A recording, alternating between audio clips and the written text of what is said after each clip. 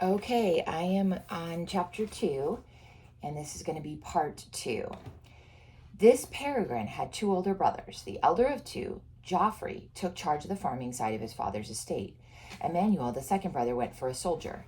Peregrine, youngest, stubbornest, fiercest of the 3, surprised them all by losing his proud, stubborn heart to Jesus, turning his back on the world and entering as a novice at St. Peter's Abbey near Ely, and to try the monastic life as a Benedictine brother.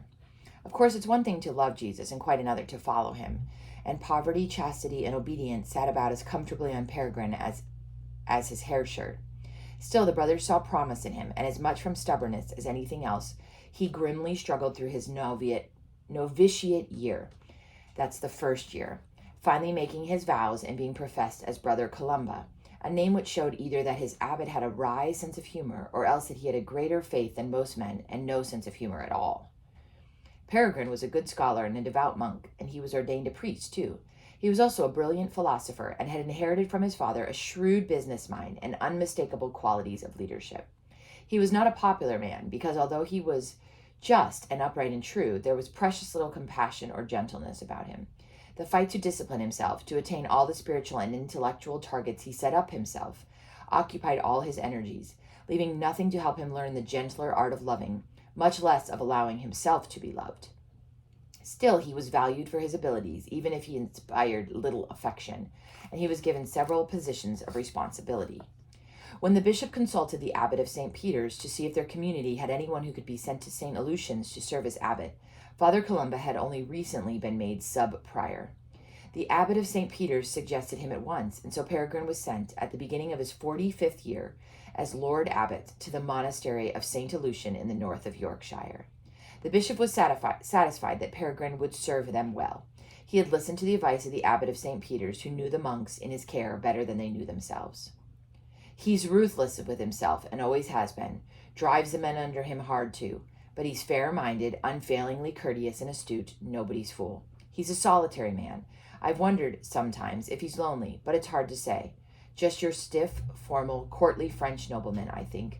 Will not break our hearts to see him go, and yet I shall be sorry in a way to lose him.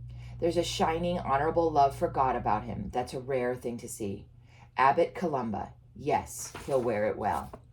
So the bishop brought him to St. Aleutians, and Brother Edward watched with amused sympathy as the prior greeted him.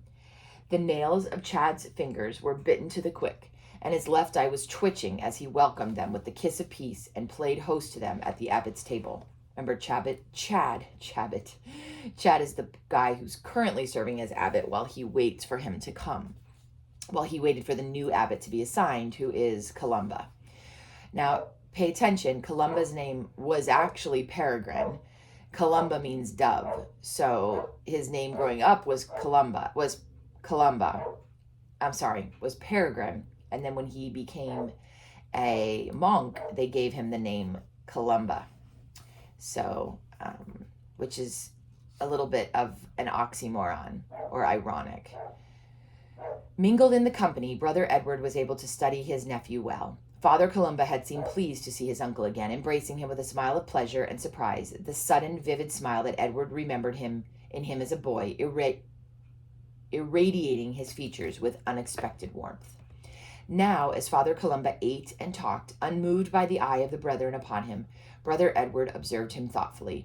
He looked at the piercing intelligence of the dark eyes, the controlled intensity of his manner, the impatient movements of his hands. Like his father, Frenchman to the core, thought Edward. Henry always talked more with his hands than with his words. He's grown as imperious and autocratic as his father, too. Columba, my eye. They should have stuck with Peregrine. Dear me, yes, poor old Chad. This man is going to come as a shock after Abbot Gregory. Brother Edward thought it was a huge joke that his nephew Peregrine had been renamed Columba, and he was still chuckling at the thought of it the next day as he made the beds and washed and shaved the aged brothers in his care in the infirmary. Brother John, who was his assistant, asked him what he was laughing at, and Edward told him how their new abbot had been Peregrine, the bird of prey, before he became Columba, the dove.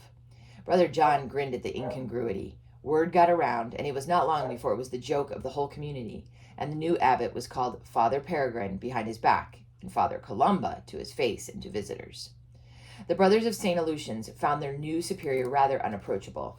his remote and reserved courtesy contrasting unfavorably with Father Gregory's kindness. And Father Gregory was the abbot who died. They found Father Peregrine's imperious face and noble carriage intimidating, though they were cautiously proud of him too. He proved to be a good and competent abbot, and ruled over his monastery with justice and integrity, commanding the respect and loyalty of the brothers, who would not, in any case, have dared to question his aristocratic authority. A year went by, and the brothers began to grow accustomed to their new superior. Another year, and they'd almost forgotten what it was like before he came. It was Easter, 2 years after Father Peregrine had come to their abbot. Easter, the greatest feast of the Christian year, and all the local people had come up to the abbey, and the guest house was full of pilgrims come to celebrate the feast of the resurrection. So many people, so many processions, so much music. So many preparations to be made by the singers, the readers, those who served at the altar, and those who served in the guest house, not to mention those who worked in the kitchens and the stables. The abbey was bursting with guests, neighbors, relatives, and strangers. The Easter vigil was mysterious and beautiful, with the imagery of fire and water and the paschal candle, and I don't know if I'm pronouncing that right, it's Paschal. The paschal candle lit in the great vaulted dimness of the abbey church. Brother Gilbert the precentor's voice mounted joyfully in the triumphant beauty of the exultet. All the bells rang out for the risen Lord, and the voices of the choir boys from the abbey school soared with heartbreaking loveliness in the music, declaring the risen life of Jesus. Easter Day itself was radiant with sunshine for once, as well as celebration. Oh, the joyful splendor of a church crammed full of people, a thundering of voices singing Credo, I believe. The newest of the voices, Brother Thomas, known to the other novices as Brother Tom, who had just 2 weeks ago taken his first vows, stood almost dazed, transported by the beauty of the celebration. He had been in the community only 6 months, having entered once his father's harvest was safely gathered in the autumn of 1305. His father, a big, strapping, red-faced man, a Yorkshire farmer born and bred, had accompanied him to the abbey. His mother they had left in tears at home. She had only 2 children, both sons, and they were her whole life. In addition to this, the farm could ill do without the son's labor and management. But God calls whom he will, and devout Christians both, the lad's parents respected and supported his wish to try the religious life. With an almost oppressive sense of awe, the 2 men had entered through the little portal, and the 2 men are Tom and his father, set in the massive gates of the abbey enclosure. They were put at their ease again by the kindly welcome of Brother Cyprian, the old porter, who had chatted comfortably to them as he escorted them to the abbot's lodging. His broad Yorkshire accent,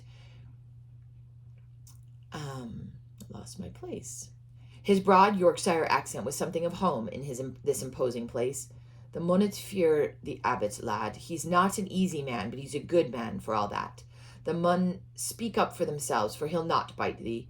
Through here, this is our refectory. Through yon door into the cloister, that's it. Now then, here we are. This is the Father's house. I don't know if I'm supposed to do that in British or what, but there you go. And remember, a cloister, and I know some of this from Kelsey, my almost nun friend. Kelsey, the cloister is where they go and they are not, no one else can come in. So where they sleep or whatever, you have to be a sister, or in this case, a monk, to go into the cloister area. What Brother Thomas remembered most of his first meeting with Abbot Peregrine, apart from the dark gray eyes that looked as if they could read his mind, was the quick, eloquent gesturing of his hands, the way he drummed his fingers thoughtfully on the table as he looked at Tom and weighed him up. In the abbot's hands, all his vitality, his restless energy seemed concentrated, and the lamb was fascinated by the long, fine, strong, restless fingers, so different from his own. He looked down at his own hands, broad and work-hard, rough and weathered, already at 19 years old, and reposeful with the peace you so often see in a farmer's hands. They rested on his thighs as he listened to his father discussing him with the abbot. And the abbot says, "And you can spare him from the farm?" The abbot was asking his father, probing. "Only 2 sons, you say? You can afford to let one of them go?" The farmer met the abbot's questioning gaze. "He's not cut out for the land, not this one, father. Neither use nor ornament to me in this lad, when his heart's elsewhere. Any road we shall see.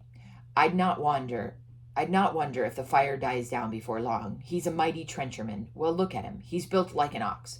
Both of my lads are, and he'll leave a few broken hearts behind him among the lasses when he's gone.